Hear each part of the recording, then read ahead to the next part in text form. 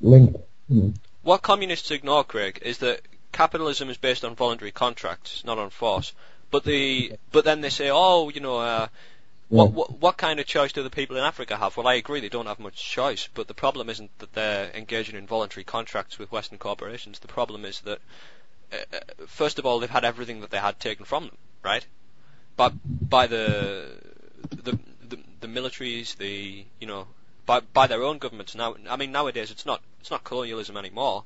They just what we do instead is we let apparently local people run the country, but they're really running the country on behalf still of the financial interests and the brotherhoods that were behind the colonialism. You know what I mean? Yeah. So there's still, it's not that capitalism itself is the problem. It's that it would be okay if the people that live in there could trade what they produced freely, but if anything, they're given kind of a zero choice situation by people like the IMF, which basically reduce them to being peasants on the land. And this is one of the problems in Africa could be completely solved. I mean, that place can grow plenty of food. It was proven in Zimbabwe, before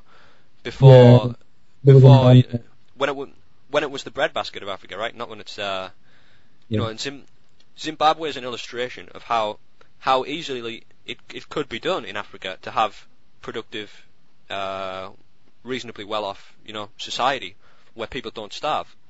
But there are clearly controlling interests that are keeping Africa starving, because that's just the ideal example is Zimbabwe, because it was the government of Zimbabwe that turned it in 15, 20 years from being known as the breadbasket of Africa to becoming just the most terrible place of starvation and racial conflict and everything. Yeah. And I mean, it's really hard to say what the answer is, because in the end, the answer is the ordinary people of Africa have got to take Africa back from the corporations and that, which is a tremendous task. I can't, oh yeah, take your country back from our controlling financial interests. Yeah. I feel like I'm giving them a bit too much of a difficult task there, but there really is no other solution. You know what I mean? Like the people in Nigeria, Craig, have got to kick out the corporations, and I don't know whether they want to nationalise the oil, or something like that. Yeah. That's why the Western media is so afraid of Chavez. I mean, whatever you think of Chavez, he is a dictator, But he wants to socialise the oil. But the reason he wants to socialise the oil is to kick out the oil companies, right? Who rape and pillage that country. Yeah. Yeah. Chavez is lambasted in the media. Yeah. No, exactly. Because he's a socialist. Yeah. He's a filthy socialist. Oh God. But the others who let in the oil companies to rape and pillage over there are all right. They're good. What's the word now? Free trade internationalists. All this. Laissez-faire. Yeah.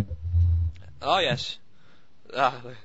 That's how they misuse the term, like free trade and all this. Well, what is free trade? It's it's people trading with each other, but what about when they make all the stuff in China, Craig, using pretty much slave labour in a socialist country over there, and they bring and they use the free trade to bring it over to America without paying anything, basically, which is like one of the when America was first formed, pretty much the only way I think they got funding was from taxing things like that. You know what I mean? Like taxing what's the word? Like in international trade or any of this. Yeah, so that's what I'm saying. But people said America's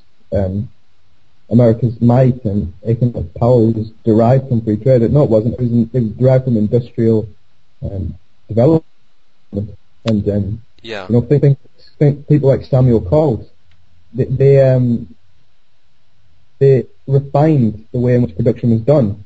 And these techniques were then he made everything interchangeable, all the parts. He made production faster, quicker, cheaper, which allowed, different industries to adopt it, like Henry Ford, and his cars and various other big industries, and then these products were then sold. Once the domestic market was, once it began to stagnate, it was then sold abroad. And then that's when free trade came in. It didn't create the wealth. It was just used to add on to it. You know what I mean? It's in that step. But free trade isn't the basis for a society to, No, not free trade on its own. No, I wouldn't. I'd say there are a lot more important things than that. But that's what they give you. Oh, it's free trade. Like they pander that free trade is the be all and end all. Sorry? You need something. They pander that. That's what I'm saying. They pander the idea of free trade. Oh yeah. It's not. You have to have something to pull out. You have to have something to that has the trade to trade. Yeah. You can't trade shit for gold. Absolutely. It's like people argue against the welfare state and all this, and I kind of agree with them. But what the welfare state really is kind of, well, we've taken the entire loaf of bread, and here's some breadcrumbs to get by on. Yeah.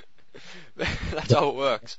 And that's what they do with, like, they use all this talk about free trade and freedom of movement, Like, I heard someone from the EU, and they were having this big EU thing about, freedom of movement is in jeopardy. The EU needs to support freedom of movement. Well, what's that? That's mass immigration, They never say mass immigration, though. They say freedom of movement. To the biggest economies. And there's not going to be mass immigration to Bulgaria or to smaller economies, emerging economies that have been, they're limited in that they don't have the, pool of entrepreneurialism or whatever, due to the fact that, the majority of the people there lived under communism, I'm used to that. I'm not used to, someone who's lived under communism all their life is not going to know how to start a business. Is not going to know how to, begin production in a factory or whatever. Is not going to understand the cash nexus, because that's something that's created by, capitalist societies. The cash nexus, the idea that there's a contract. We enter into a contract when we sell our labor. It's not out of necessity. It's not you will work in the salt mine, or the KGB will cut your head off. Sounds like freedom. It's you will work in the salt mine and I'll pay you this, because that's how much on market it's worth. And people in these countries don't understand that, or at least they didn't understand that. They're beginning to, but Well, I think what happened to the Soviet Union, especially, Craig, after communism, that a lot of people on the kind of right wing, especially in America, it was such a great time, when after communism collapsed in Russia and the free market just grew up around, like poppies after a battle, Craig. But the thing is that was, people like George Soros were in there. It's called disaster capitalism. That's what was it Naomi Klein who called it that? Where they they'll blow something up and then it's the free market. We're moving in with all the money. We've just smashed your country, and we're going to move in and buy everything up while it's at bottom price. Yeah. And that's free trade. That's capitalism. Well, I mean, there was a huge boom in organised crime. Yeah. Oh God. Yeah. After the fall of the Berlin Wall, after the end of capitalism, because these people, in order to get an edge, they turned anything. Said, right, okay, we can sell things into a market. They don't care what it is. Doesn't matter what they don't. And the people in ex-Soviet countries saw kind of hypocrisy and being told, we're selling women, we're selling guns, we're selling these things you denounce, drugs, etc. But that's capitalism, isn't it? Well, Really? it's as long as it's voluntary, I suppose.